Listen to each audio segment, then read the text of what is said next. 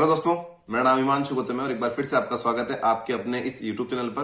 दोस्तों, आज की इस वीडियो में आपसे बात करने वाला हूँ कलर ब्लाइंडनेस के ऊपर। ठीक है, कि जैसे रेलवे है, रेलवे में शायद ही कोई पोस्ट होती है जिसमें कलर ब्लाइंड वाले लोग अलाउ होते हैं। ठीक है, और हमारे जो SSC CGL है उसमें भी कुछ पोस्ट ऐसी होती है जिसपे कलर ब्लाइंड वाले लोग अलाउ नहीं होते।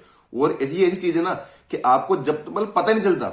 लगभग बहुत सारे लोग होते हैं जिनको ये चीज प्रॉब्लम होती है और वो मतलब उन्हें पता ही नहीं होता। पता कब चलता है? एंड में मेडिकल में। देखो, किसी भी पोस्ट में ऐसा तो होता नहीं है कि मेडिकल पहले होता है। मेडिकल कब होता है? आपका Tier 1 हो जाएगा, Tier 2 हो जाएगा, टाइपिंग वगैरह हो जाएगा, डॉक्यूमेंट वेरिफिकेशन हो जाएगा और उस टाइम आपसे मेडिकल मांगते हैं। और जब आप इनके बताए हुए डिपार्टमेंट आपको अपना कोई हॉस्पिटल बताता है, रेलवे वाले तो रेलवे वाले हॉस्पिटल से करवाते ही हैं। और सीजन में अगर आपको कोई डिपार्टमेंट मिल गया तो डिपार्टमेंट वाले आपको उनके एक बताए हुए हॉस्पिटल में भेजते हैं कि वहां जाकर अपने मेडिकल करवा के लाओ। और फिर आपको तो पता चलता है कि यार शिट, मैं तो कलर ब्लाइंड हूं और आपको उस पोस्ट के लिए एलिजिबल ही नहीं होंगे। ठीक है ना? तो ये बहुत ही ज्यादा ऐसी चीज होती है जिस पर ध्यान देना चाहिए। मुश्किलें होते हैं वैसे तो, पर हाँ कुछ होते हैं, वास्तव में कुछ होता है, इसका पता हमें रहना चाहिए। ठीक है, पता कैसे करते हैं?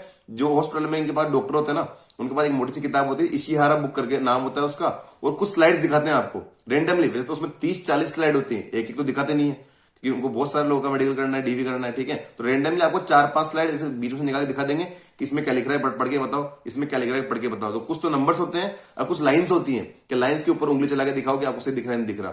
तो वो होता है 4-5 स्लाइड आप सही से पढ़ लेते हो तो आप पास, अदरवाइज फिर आपको वापस से मतलब कुछ ना कुछ लफड़ा पड़ ही जाएगा आपके। ठीक है, तो हमेशा इस चीज को ध्यान रखा करो कि आप जिस पोस्ट की तैयारी कर रहे हो। कुछ मेरे भाई लोग कहते हैं यार वर्दी पहननी है, एक्साइज इंस्पेक्टर बनना है, पर अगर आप कलर ब्लाइंड हुए तो आप नहीं पहन पाओगे वर्दी, नहीं बन पाओगे एक्साइज इंस्पेक्टर। ठीक है ना? तो कुछ पोस्ट है सीजीएल की। पहली बात तो पता करने के लिए मैंने इशिहारा बुक की जो PDF है वो टेलीग्राम पे डाल दी। टेलीग्राम का लिंक मैंने डाल रखा है, तो वहां जाके आप देख सकते हैं कि वहां 30-40 स्लाइड है। फटाफट से 5-7 मिनट पढ़ के देख लो एक बार के लिए कि सारी पढ़ाई में आ भी रही है कि नहीं आ रही। ठीक है, तो जरूरी है एक बार के लिए तैयार रहना इस चीज के लिए। ठीक है, और दूसरी बात, मैं वो पोस्ट बताने वाला हूं सीजीएल में जिनमें आप नहीं जा सकते। अगर आप कलर ब्लाइंड हो तो कम से कम इन पोस्ट पे तो आप नहीं जा सकते। इनके अलावा जितनी पोस्ट है उनमें जब आप कोई मतलब लोड वाली बात नहीं है, पर इन पे तो नहीं है। जैसे रेलवे में तो किसी में भी नहीं होता, मुश्किल से होती हो पोस्ट होती होगी, बाकी मेजोरिटी ऑफ पोस्ट में तो रेलवे में नहीं होता। ठीक है, बाकी इंटेलिजेंस ब्यूरो में अगर आप सीजीएल के थ्रू जा रहे हो ASO बन के, तो कलर ब्लाइंड हो तो आप अलाउ एलिजिबल नहीं हो।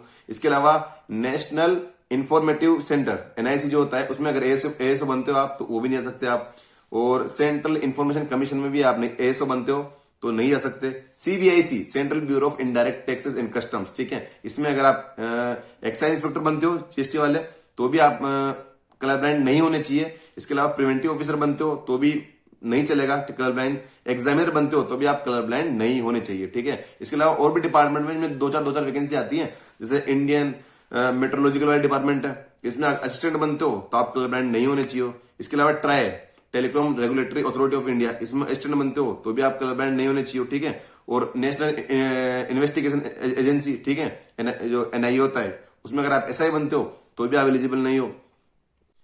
इसके अलावा आप सेंट्रल ब्यूरो ऑफ नार्कोटिक्स में जाते हो तो भी शायद आप एलिजिबल नहीं हो। ठीक है, तो ये चीजें हैं जिनमें कलर ब्लाइंड अगर आप हो तो इन पोस्ट, गिनती की पोस्ट है 12-13 पोस्ट, 10-11 पोस्ट बताइए मैंने। ठीक है, बाकी सब में आप कहीं पे भी जाओ और पोस्ट में आप एलिजिबल हो। और वैसे में जो आपकी वैकेंसी का चार्ट आता है ना जो सीजीएल में, उसके पीछे एंड में लिखा हुआ रहता है बकायदा कि ये पोस्ट कलर ब्लाइंड के लिए एलिजिबल है या नहीं है। कलर ब्लाइंड बंदा इस पोस्ट के लिए एलिजिबल है, यस और नो में लिखा हुआ आता है, तो आप वहां भी चेक कर सकते हो। बाकी ये मैंने बता रखा है, इस तरह की मैंने PDF डाल रखी है, जाना एक बार चेक कर लेना कि ताकि आगे के लिए तुम तैयार है कि हम बस पढ़ना ही बच रहा है, बाकी हम मेडिकली और फिजिकली फिट है उस पोस्ट के लिए। ठीक है, तो थैंक यू सो मच।